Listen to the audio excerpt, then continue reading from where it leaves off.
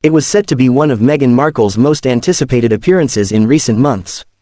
A live segment on CBS This Morning, seated with co-hosts Nate Burleson, Gayle King, and Tony DeCopel, to promote a new wellness and compassion initiative under the Archewell Foundation. The media was already buzzing, labeling it as Meghan's soft re-entry into U.S. morning television, an attempt to shift focus from controversy to charity. The CBS studio was carefully prepped. Lighting was adjusted to flatter. The talking points were coordinated between Meghan's team and producers down to the minute. Nate Burleson, known for his charm and sports-to-TV crossover appeal, was selected to lead the conversation, balancing warmth with the credibility of asking the real questions. Gayle King, a known friend of Oprah and soft ally of Meghan's circle, was strategically placed for reinforcement. Everything was orchestrated to keep things safe, at least on paper. When Meghan arrived, she was calm, poised, and impeccably styled in a tailored beige pantsuit that screamed both elegance and seriousness. She smiled politely, greeted the hosts with a reserved handshake, but something was clearly off. Her posture was tight, her eyes calculating. Nate noticed it right away. The segment began smoothly. Talk of community support, mindfulness, and her recent visit to a shelter for young women filled the first few minutes. Meghan shared carefully crafted soundbites, speaking passionately about trauma-informed care, resilience, and compassion. The camera loved her. But then, the shift. Nate, still smiling but more direct now, leaned forward and said, "Meghan, you've done a lot of work advocating for mental health and truth-telling, and that's powerful. But you've also been criticized for publicly sharing very personal grievances, especially against the royal family. Some viewers wonder, has that advocacy ever blurred into blame?" The question hung in the air. Gayle subtly stiffened. Tony stared down at his notepad. Meghan blinked slowly, caught between keeping her composure and showing her discomfort. "Well, I think it's fascinating that I'm constantly asked to apologize for speaking my truth," she said with a tense smile. "When women speak out, especially women of color, we're often labeled as aggressive or too much. That's a cultural issue, not a Meghan issue." "I agree with that," Nate nodded. "But I think what a lot of people are trying to understand is why every public platform becomes another place to rehash the past. Is that still part of healing, or does it keep reopening the wound?" It was a sharp question, and Meghan felt the sting. Her jaw visibly tightened. "I don't believe I'm rehashing anything," she said, her tone edged. "I came here to talk about compassion, community, and wellness. But if you'd rather pivot to tabloid narratives..." Nate raised his hand slightly. "We're just reflecting what a lot of people want to understand. You've said you're building a life of purpose, and that's commendable. But some feel the message is lost in the conflict. Is there space for reconciliation in your story?" That was the final straw. Meghan leaned forward, voice no longer gentle. "I didn't come here to be grilled or psychoanalyzed. I came to share something hopeful. If this is the tone of the conversation, then maybe this was a mistake." Her mic crackled slightly as she began to unclip it.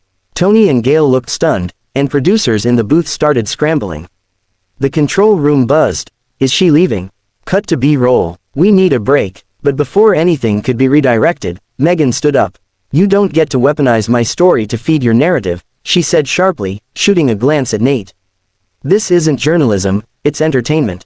Dressed as concern, she walked off set without looking back. A stunned silence filled the studio, then, "Cut to commercial," the producer barked. Backstage erupted into chaos the moment the cameras cut to commercial.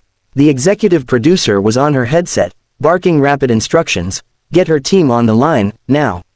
Find out if she's willing to come back after the break. Nate, stay in your seat. Gayle, stay calm. Do not escalate." But it was already too late. Meghan was storming down the hallway, her mic pack dangling from one hand, the other clenched in frustration. Her longtime publicist trailed behind her, frantic, juggling phone calls and whispered damage control. "They ambushed you," she repeated. "They completely deviated from the agreed segment brief. I'm going to handle this, okay?" Meghan didn't answer at first. She was visibly shaking, equal parts fury, humiliation, and the sting of once again being caught in a narrative she didn't write.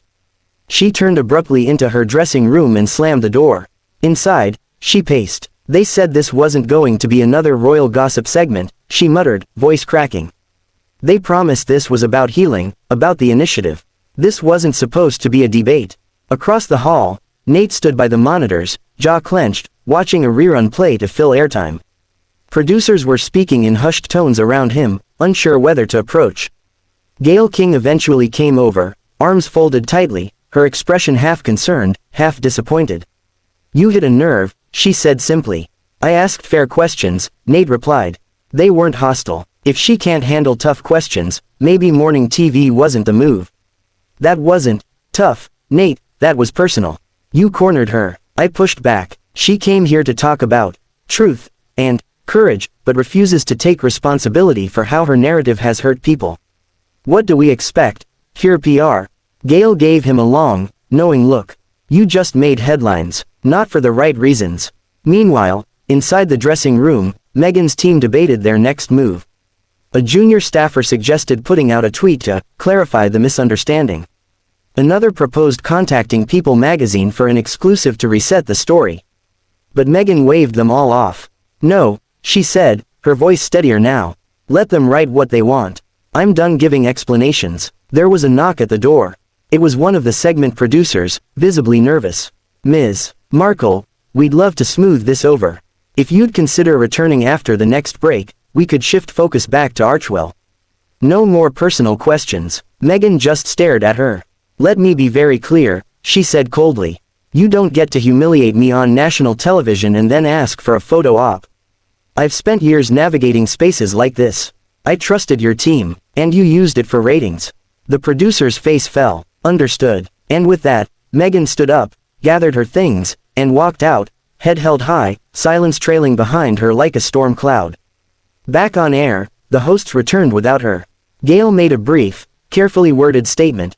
"We had hoped to continue our conversation with Meghan Markle, but due to a scheduling conflict, she was unable to stay for the full segment." Nate said nothing, but social media said everything.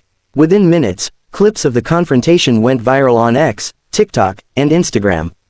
The hashtags #Meghan walks out and #CBS Clash trended worldwide.